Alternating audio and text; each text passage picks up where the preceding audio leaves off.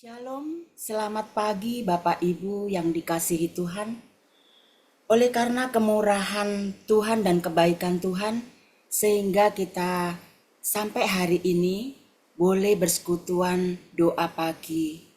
Mari kita naikkan pujian kemurahan Tuhan.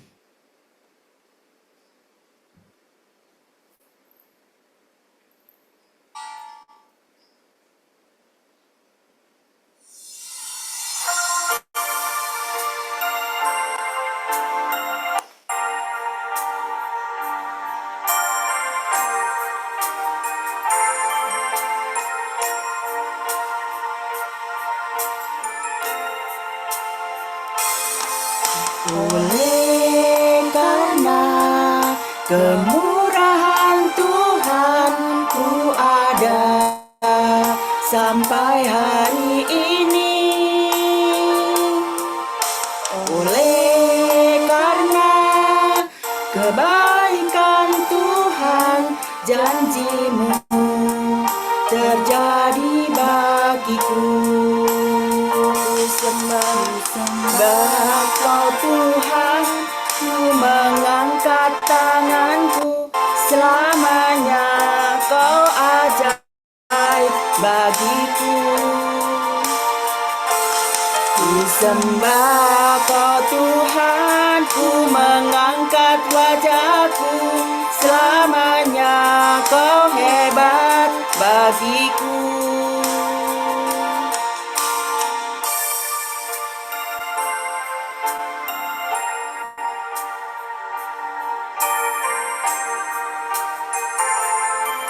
Betul Tuhan, Engkau memang hebat buat hidup kita.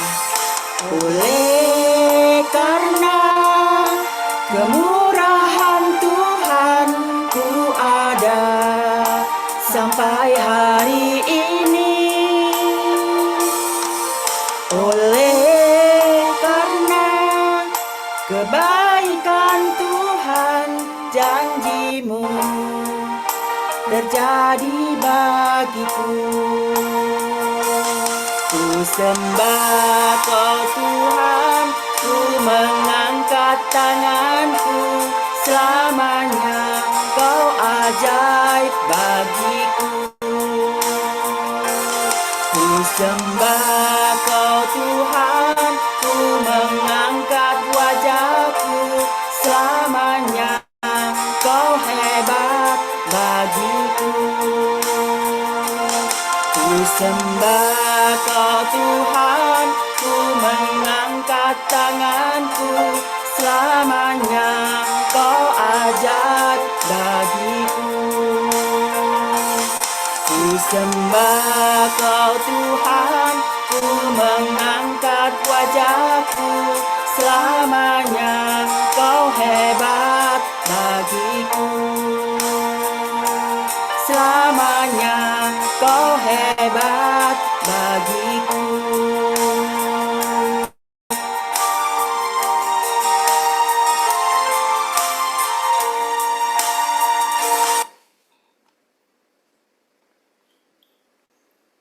Mari kita berdoa bersama-sama. Tuhan Yesus, Bapa Allah kami yang bertahta di dalam kerajaan surga, betul Tuhan, kemurahan-Mu sungguh baik buat kehidupan kami semua, sehingga pada pagi hari ini Engkau masih memberikan kesempatan kami, nafas hidup kami, kita hidup sampai hari ini Tuhan, karena kemurahan dan kebaikan Tuhan saja. Terima kasih ya Bapa, kami menyerahkan doa pagi ke dalam tangan kuasa Tuhan. Pujian serta firman Tuhan yang akan kami dengarkan, juga doa-doa yang akan kami naikkan. Kami serahkan semua ini ke dalam tangan kuasa-Mu. Amin. Hidup kita tidak ditentukan oleh apa kata orang, melainkan ditentukan oleh perkataan Tuhan. Langit dan bumi akan berlalu, tetapi perkataan Tuhan tidak akan berlalu. Sebelum kita akan mendengarkan firman Tuhan, kita akan menaikkan, bagi Tuhan tak ada yang mustahil.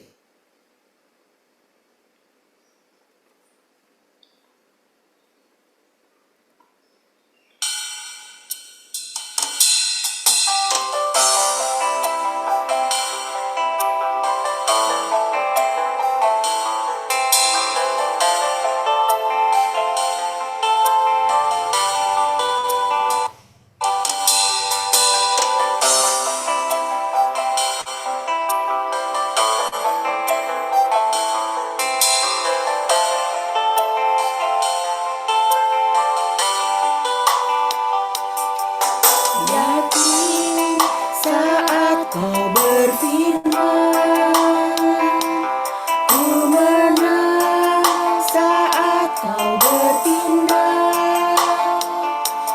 Hidupku hanya ditentukan oleh perkataanmu. Ku aman karena kau menjaga. Ku kuat karena kau menopang. Hidupku hanya ditentukan oleh kuasa-Mu.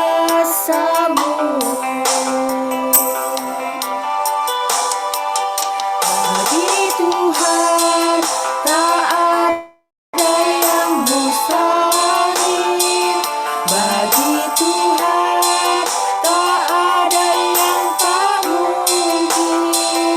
Mukjizatnya disediakan bagiku. Ku diangkat dan dipulihkannya.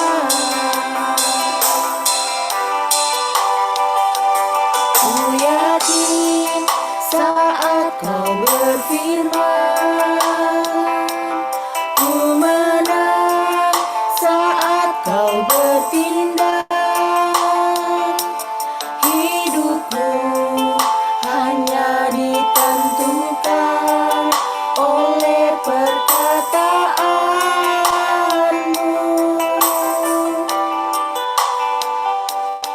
Ku aman karena kau menjaga. Ku kuat karena kau menopang. Hidupku hanya ditentukan oleh kuasa-Mu.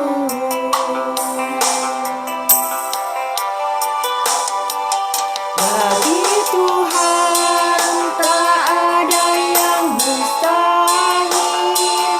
Bagi Tuhan tak ada yang tak mungkin.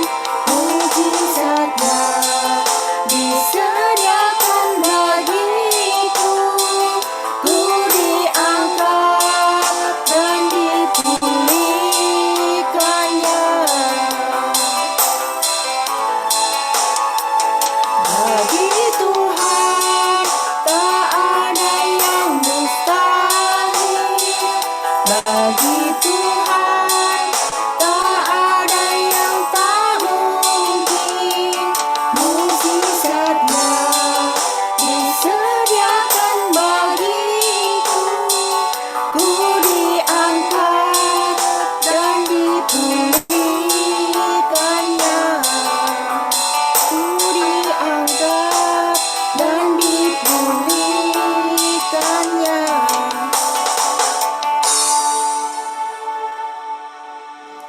Waktu saya berikan kepada Ibu Rita yang akan membawakan renungan firman Tuhan. Shalom Bapak Ibu yang terkasih, kita akan bersama merenungkan firman Tuhan dengan tema Merdeka dari Dosa. Di koper PGMW 1 ada WA Group untuk Ibu Gembala dan pengurus koper. Salah satu program dari pengurus koper PGMW 1 adalah Ibu Gembala secara bergantian atau bergilir membuat renungan singkat atau ayat firman Tuhan atau kata-kata berkat yang kemudian di-share di WA Group selama 1 minggu. Saya kebagian di tanggal 11 sampai 17 Agustus, pas sekali dengan Dirgahayu bangsa kita yang ke-79. Saya menyampaikan renungan ini Merdeka dari Dosa dan pagi ini akan saya bagikan kepada Bapak Ibu. Kita akan bersama berdoa sebelum melanjutkan renungan firman Tuhan ini. Mari kita berdoa. Bapa di surga, kami bersyukur pagi hari ini kembali Tuhan memberikan kesempatan yang indah buat kami untuk kami boleh duduk diam mendengarkan kebenaran firman Tuhan. Kiranya Tuhan yang kuasa firman-Mu yang menguasai setiap kami, sehingga kami boleh mengerti dan kami dimampukan untuk melakukan firman-Mu di dalam kehidupan kami, menyenangkan hati Tuhan melalui ketaatan kami terhadap firman-Mu. Tuhan, sembunyikan hamba-Mu di balik salib-Mu, kiranya Engkau sendiri Tuhan yang akan berbicara kepada setiap kami. Hamba-Mu sangat terbatas, tapi kami percaya kuasa firman-Mu yang tidak terbatas, yang menguasai dan memampukan kami untuk kami boleh mendengar firman-Mu pagi hari ini. Terima kasih Bapa, hanya di dalam nama Tuhan kami Yesus Kristus, kami berdoa dan bersyukur. Amin. Merdeka dari dosa, kita akan baca firman Tuhan dari Roma 6 ayat 18. Kamu telah dimerdekakan dari dosa dan menjadi hamba kebenaran. Bapak Ibu yang terkasih, kita semua pasti sudah tahu dan sudah memahami bahwa Yesus telah mati menebus dosa-dosa kita, menyelamatkan kita dan memerdekakan kita dari dosa. Tapi kita masih sering jatuh di dalam dosa. Seperti firman Tuhan di dalam Matius 26 ayat 41, roh memang penurut, tapi daging lemah. Merdeka dari dosa yang pertama, yaitu merdeka dari kecongkakan atau kesombongan. Amsal 8 ayat 13, takut akan Tuhan ialah membenci kejahatan. Aku benci kepada kesombongan, kecongkakan, tingkah laku yang jahat, dan mulut penuh tipu muslihat.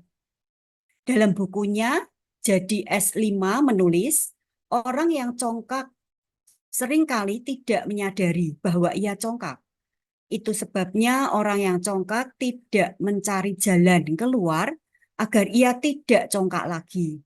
Bahkan orang yang congkak merasa bahwa orang lainlah yang congkak. Kecongkakan mengubah dunia dan persekutuan kita menjadi medan perang, di mana kepercayaan menguap lenyap, ketulusan menjadi basi, dan segala perkataan kita kehilangan makna untuk menyentuh hati sesama.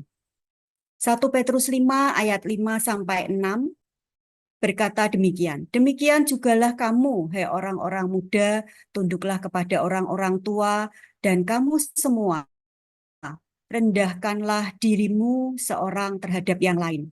Sebab Allah menentang orang yang congkak, tetapi mengasihani orang yang rendah hati. Karena itu, rendahkanlah dirimu di bawah tangan Tuhan yang kuat, supaya kamu ditinggikannya pada waktunya. Bapak Ibu yang terkasih, Tuhan yang adalah Tuhan dan Raja kita, menginginkan kita berelasi dengan manusia sebagai sahabat dan anak-anaknya. Jika Tuhan hanya ingin mengintimidasi kita agar melakukan kehendaknya, tentu saja ia sangat mampu untuk melakukannya. Tetapi Tuhan memilih untuk tidak melakukannya karena kasih-Nya kepada kita. Tuhan membebaskan kita dari dosa kecongkakan lewat tindakan kerendahan hatinya di dalam Yesus sebagai Raja, Hakim, dan Tuhan. Tetapi juga sekaligus sebagai Bapa, Saudara, kekasih, dan sahabat bagi orang-orang congkak seperti kita semua. Merdeka dari kecongkakan atau kesombongan berarti kita menjadi pribadi yang rendah hati. Matius 23 ayat 12, dan barang siapa meninggikan diri, ia akan direndahkan. Dan barang siapa merendahkan diri, ia akan ditinggikan. Ketika kita mau dihormati, dihargai, jalan untuk ke sana atau ke atas adalah dengan melalui jalan yang ke bawah atau merendahkan diri. Yakobus 4 ayat 10, rendahkanlah dirimu di hadapan Tuhan, dan ia akan meninggikan kamu. Yang kedua, merdeka dari iri hati. Kita akan baca 1 Korintus 3 ayat 3. Karena kamu masih manusia duniawi, sebab jika di antara kamu ada iri hati dan perselisihan, bukankah hal itu menunjukkan bahwa kamu manusia duniawi dan bahwa kamu hidup secara manusia? Bapak Ibu yang terkasih, iri hati adalah dosa yang pandai menyembunyikan diri. Orang yang dijangkiti iri hati jarang sekali menyadari, apalagi mengakui bahwa ia iri hati. Karena dosa ini dengan mudah bisa disangkali. Hampir-hampir tidak ada bukti fisik. Iri hati menginfeksi hati kita, merampas sukacita dan ucapan syukur yang tulus kepada Tuhan. Iri hati menimbulkan kekacauan di dalam persekutuan kita. Yakobus 3 ayat 16 berkata, sebab di mana ada iri hati dan mementingkan diri sendiri, di situ ada kekacauan dan segala macam perbuatan jahat. Bagaimana kita masih bisa tidak rela? Bagaimana kita masih iri hati bila orang lain memiliki dan mencapai apa yang tidak kita miliki dan apa yang tidak bisa kita capai? Belajar dari teladan Yesus, ia justru mengosongkan dirinya agar kita penuh seperti Yesus dengan gembira mengatakan di Yohanes 14 ayat 12 bahwa pada suatu hari kelak murid-muridnya akan mengerjakan perkara-perkara yang lebih besar daripada apa yang Yesus sendiri kerjakan. Perhatikan di sini, Yesus dengan gembira mengatakan ini agar kita menjadi seperti Yesus Kristus.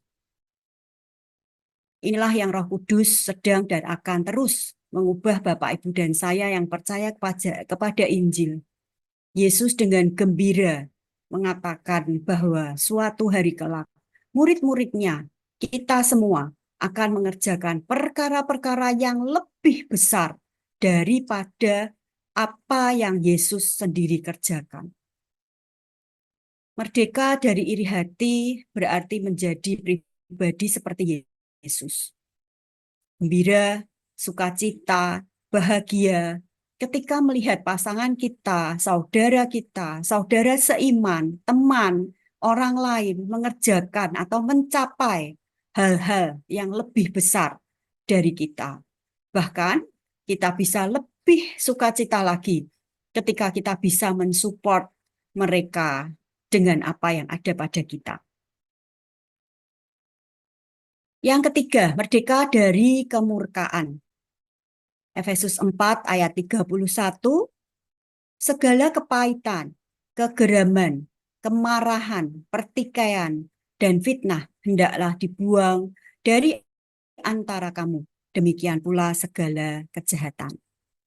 Kemurkaan adalah dosa yang lahir dari rasa frustasi yang dilahirkan dari kecongkakan dan iri hati. Semua dosa kemurkaan adalah kemarahan. Tetapi tidak semua kemarahan itu berdosa. Kemurkaan atau kemarahan yang berdosa seringkali bersumber dari ruginya diri sendiri. Rugi secara finansial, reputasi, harga diri, kenyamanan, dan lain-lain. Orang yang murka ingin melenyapkan penyebab kemurkaannya. Ia tidak dapat dan tidak mau melihat kebaikan apapun dari orang yang ia murkai. Ia hanya ingin orang yang dimurkai menderita, bahkan mati. Contohnya kemurkaan Kain terhadap Habil. Nanti Bapak Ibu bisa baca Kejadian 4 ayat 6 sampai 7. Atau dalam kasus lain, Nabi Yunus, orang yang murka ingin marah sampai mati. Yunus 4 ayat 9. Ketika Tuhan menyelamatkan manusia dari dosa, Ia membangkitkan manusia dari kematian di dalam dosa. Tuhan menghidupkan kita sehingga kita dimampukan untuk berelasi dengan Tuhan, dimampukan untuk membuka pintu hati kita bagi pertobatan dan pengampunan, bagi pengharapan, bagi kasih, dan bagi iman, yang kemudian dipakai Tuhan untuk menjalin relasi yang menghidupkan itu dengan kita. Demikianlah Tuhan membebaskan kita dari kemarahan radikal. Tuhan membebaskan kita dari kemurkaan. Kita harus terus mengingat bagaimana kita telah diampuni, dikasihi, dan diterima dengan ajaib oleh Tuhan Yesus Kristus. Merdeka dari kemurkaan berarti menjadi pribadi yang mengampuni, ramah, penuh kasih mesra, sabar. Efesus 4 ayat 32 berkata, tetapi hendaklah kamu ramah seorang terhadap yang lain, penuh kasih mesra, dan saling mengampuni, sebagaimana Allah di dalam Kristus telah mengampuni kamu. Amsal 15 ayat 18, si pemarah membangkitkan pertengkaran, tetapi orang yang sabar memadamkan perbantahan. Yang keempat, merdeka dari kemalasan. Pengkhotbah 10 ayat 18 berkata, oleh karena kemalasan runtuhlah atap, dan oleh karena kelambanan tangan bocorlah rumah. Kemalasan memiliki akar yang lebih dalam daripada sekedar mager atau malas gerak. Kemalasan memiliki arti tidak peduli atau tidak tertarik. Kalau anak-anak sekarang mengatakannya don't care, bodoh amat. Emang gue pikirin gitu ya kalau zaman sekarang ya. Kemalasan ini lebih kepada dosa bukan karena melakukan, tapi dosa karena tidak melakukan. Maksudnya tidak melakukan apa yang menjadi kehendak Allah dan mengabaikan hakikat manusia sebagai makhluk sosial. Akibatnya gagal mengembangkan talenta yang telah diberikan Allah. Sikap ini bisa mematikan kepekaan rohani, bahkan nurani menjadi tumpul. Ini sangat berbahaya. Kemalasan bisa dianggap anak dari kecongkakan dan saudara kandung dari iri hati. Jadi, dengan kata lain, penyebab kemalasan karena kecongkakan dan iri hati yang gagal untuk dipenuhi. Tuhan tidak menghina dan membenci pemalas.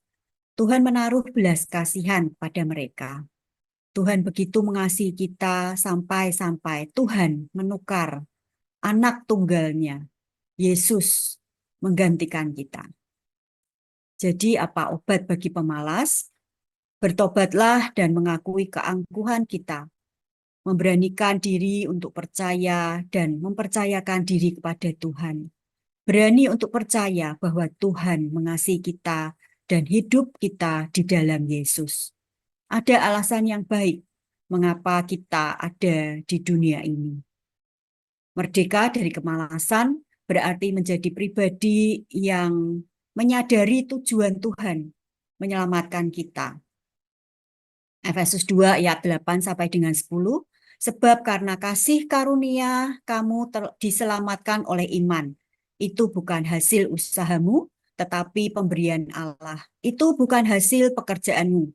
Jangan ada orang yang memegahkan diri, karena kita ini buatan Allah, diciptakan dalam Kristus Yesus untuk melakukan pekerjaan baik yang dipersiapkan Allah sebelumnya.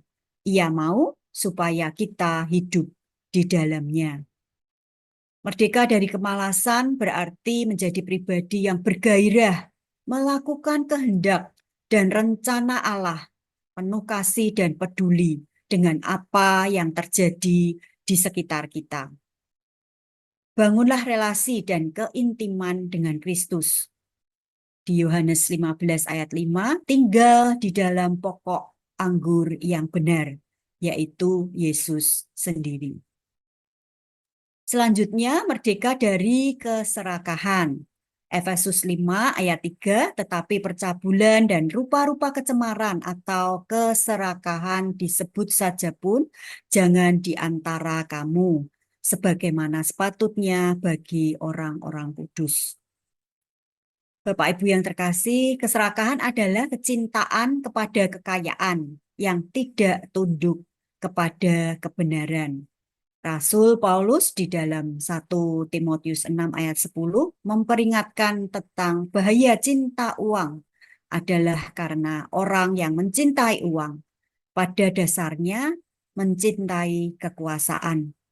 Orang yang memiliki kekuasaan dapat mengubah realitas hitam jadi putih, dari ada menjadi tidak ada, atau sebaliknya.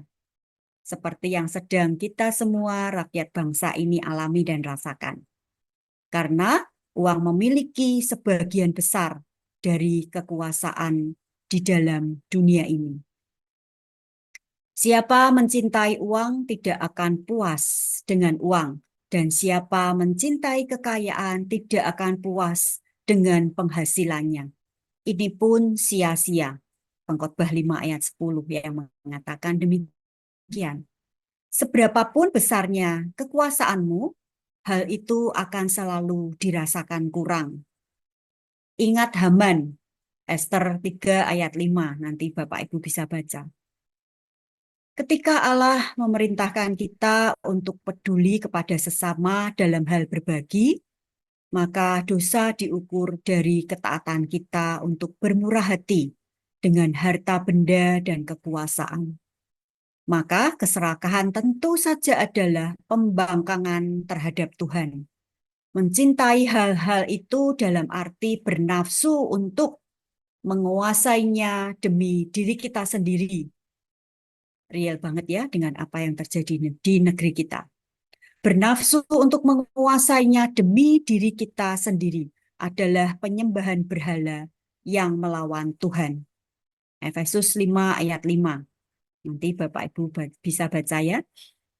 Terobsesi dengan hasrat untuk menjadi kaya dan berkuasa, sesungguhnya berakar kepada hasrat untuk menjadi tuan bagi dirinya sendiri. Ini adalah hasrat untuk menjadi Tuhan.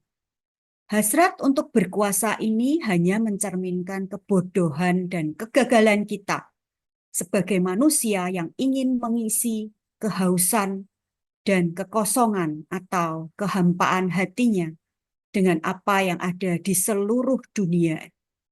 Ini pun tidak akan memuaskannya.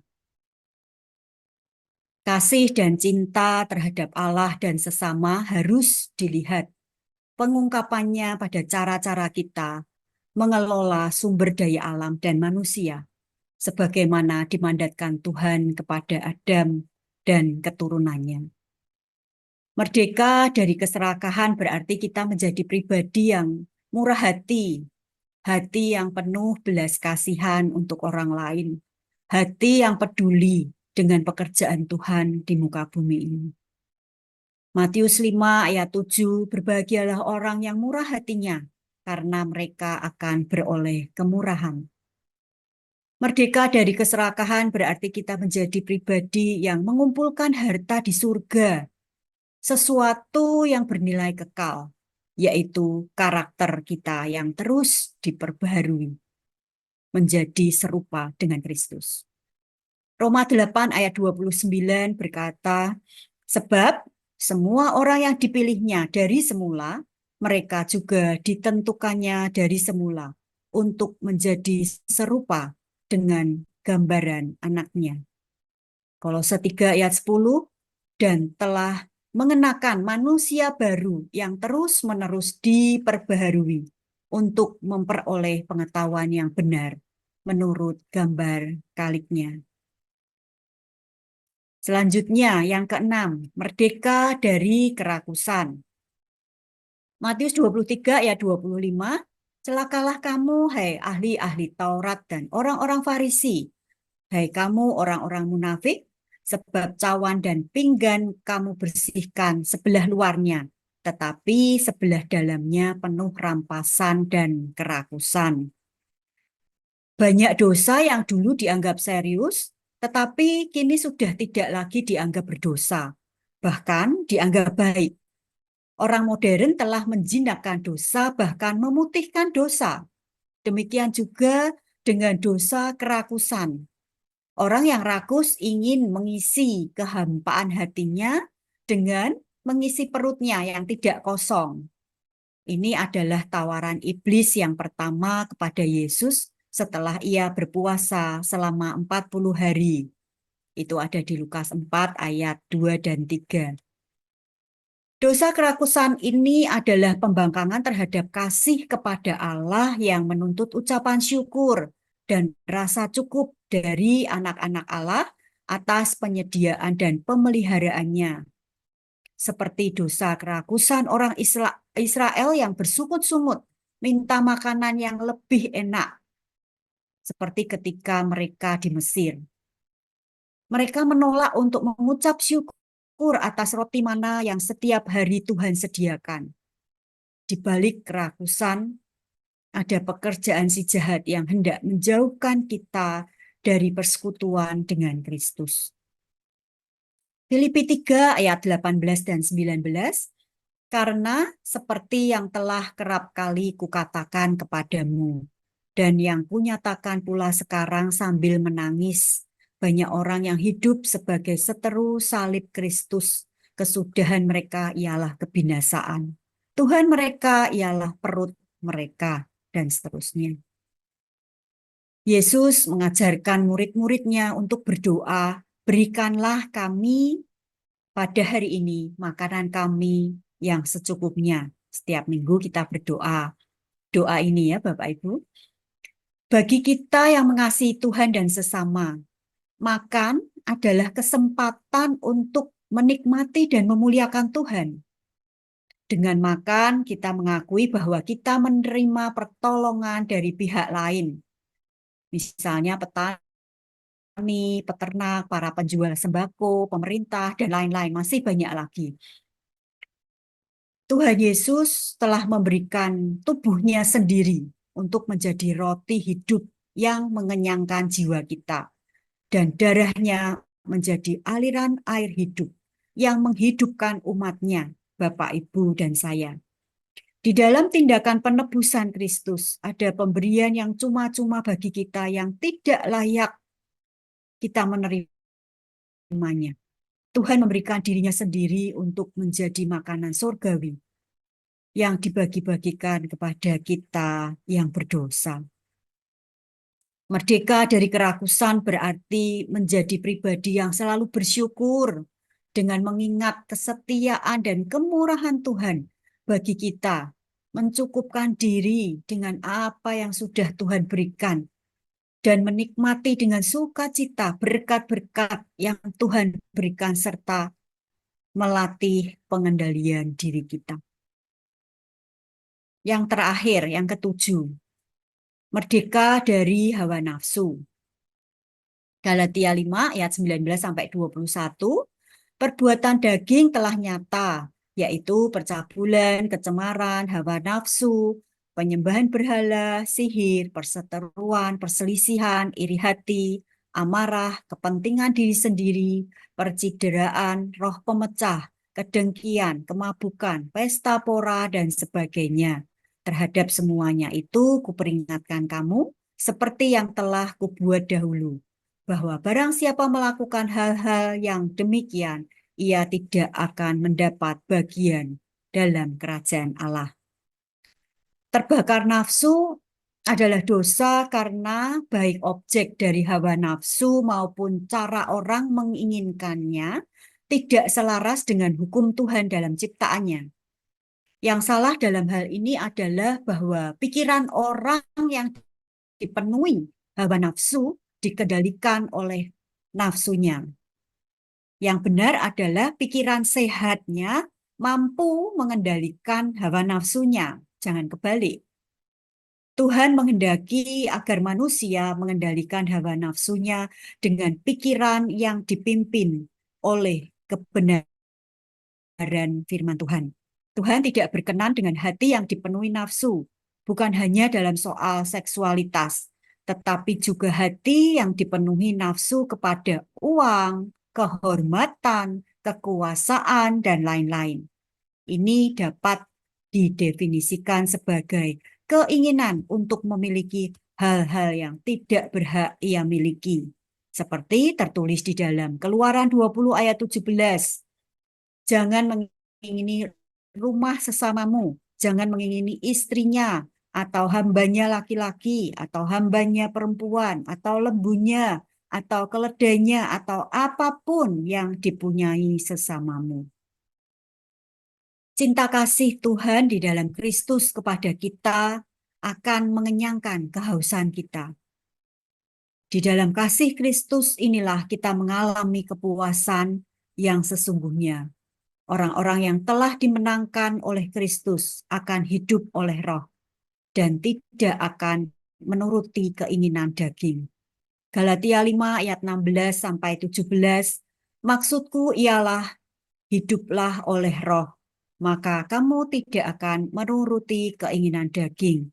Sebab keinginan daging berlawanan dengan keinginan Roh, dan keinginan Roh berlawanan dengan keinginan daging, karena keduanya bertentangan. Di ayat 24 sampai 25, barang siapa menjadi milik Kristus Yesus, ia telah menyalibkan daging dengan segala hawa nafsu dan keinginannya. Jikalau kita hidup oleh Roh, baiklah hidup kita juga dipimpin oleh Roh. Merdeka dari hawa nafsu adalah menjadi pribadi yang dapat mengendalikan diri. Disiplin rohani. Ini kita sudah belajar dari PWJ, waktu teduh, firman, doa, bersaksi, dan bersekutu. Merdeka dari hawa nafsu adalah menjadi pribadi yang dapat menjauhi nafsu, seperti tertulis di dalam 2 Timotius 2 ayat 22, sebab itu jauhilah nafsu orang muda, kejarlah keadilan, kesetiaan, kasih, dan damai bersama mereka yang berseru kepada Tuhan dengan hati yang murni. Maksudnya mengenali kelemahan diri dan menghindarinya. Jangan buka celah sedikit pun ketika godaan nafsu itu datang. Bapak Ibu yang terkasih, ketujuh dosa ini disebut dosa maut karena ini adalah 7 hasrat batin yang menjadi pintu bagi maut untuk masuk ke dalam kehidupan kita.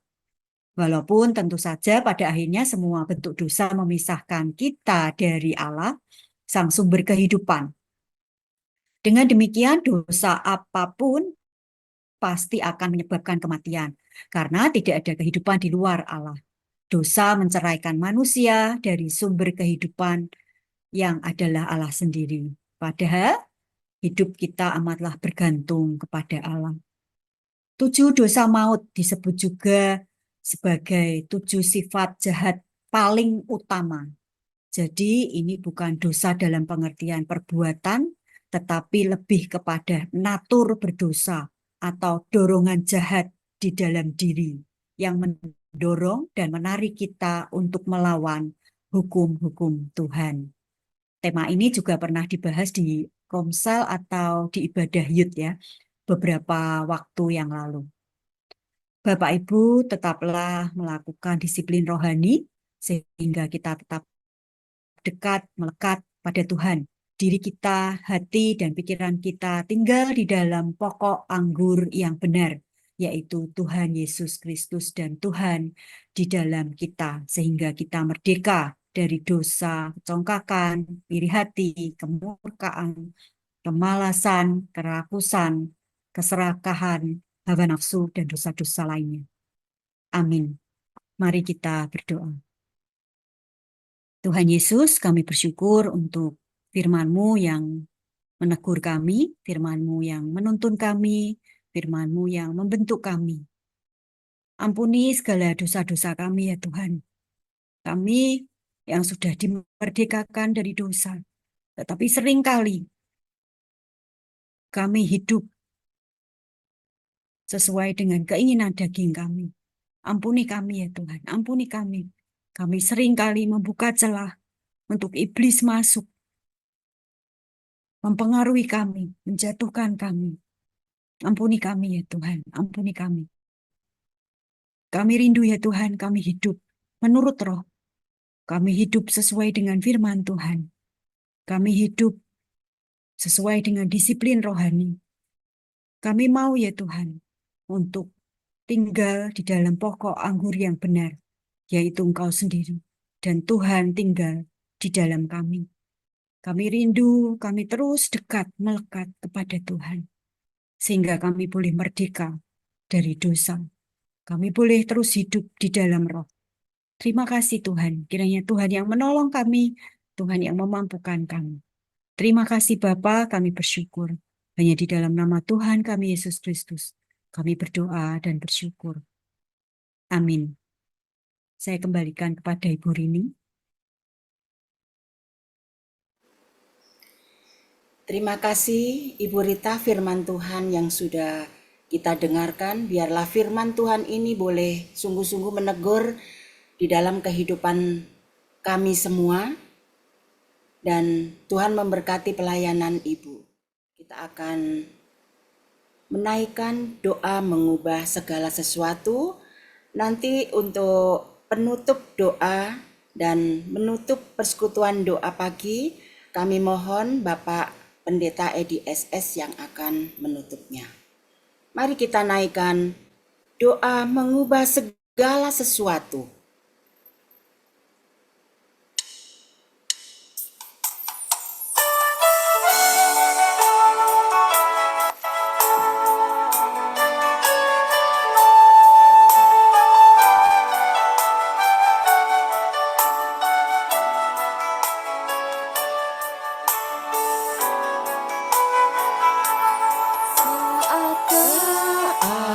Keadaan sekelilingku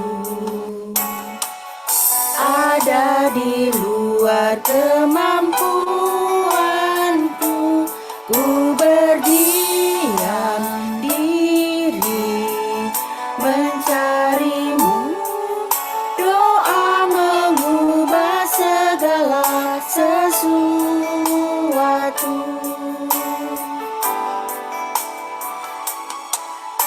Saat kenyataan di depanku mengecewakan perasaanku, ku menutup mata memandangmu. Saat doa mengubah segala sesuatu. Doa orang benar bila didoakan dengan yakin besar kuasanya, dan tiap doa yang lahir dari iman berkuasa menyelamatkan. Di mata air di tanganmu mengalir kemanapun kau mau. Tiada yang mustahil di matamu. Doa mengubah segala sesuatu.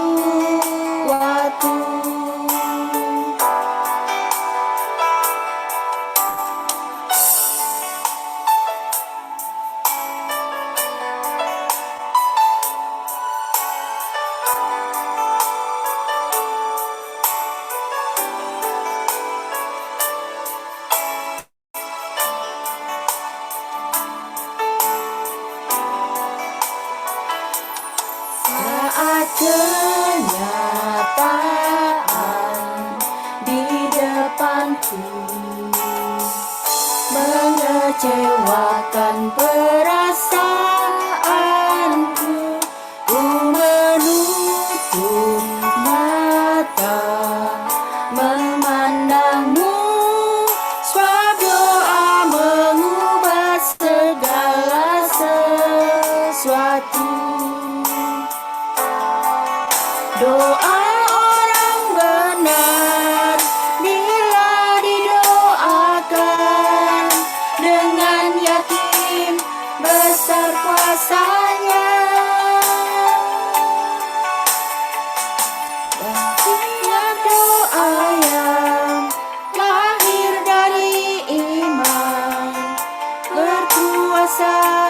menyelamatkan.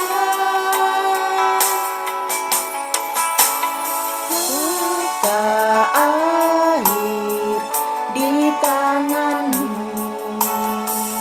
mengalir kemanapun kau mau.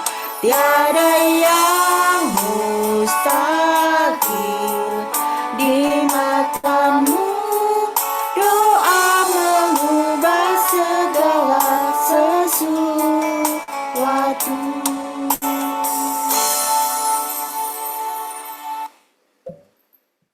Pagi hari ini, Mbak mau berdoa untuk seluruh jemaat Gaya Pengharapan dimanapun kami berada.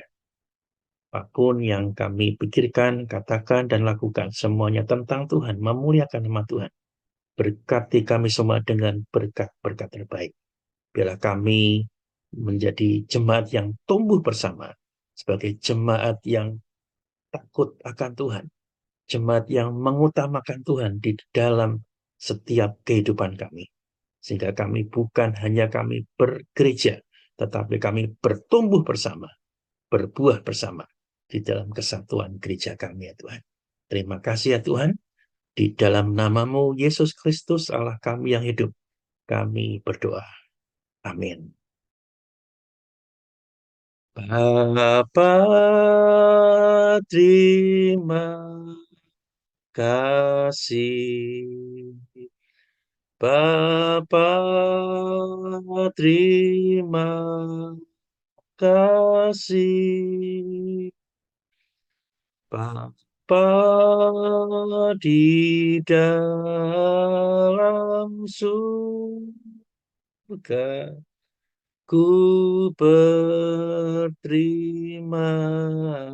kasih. Amin.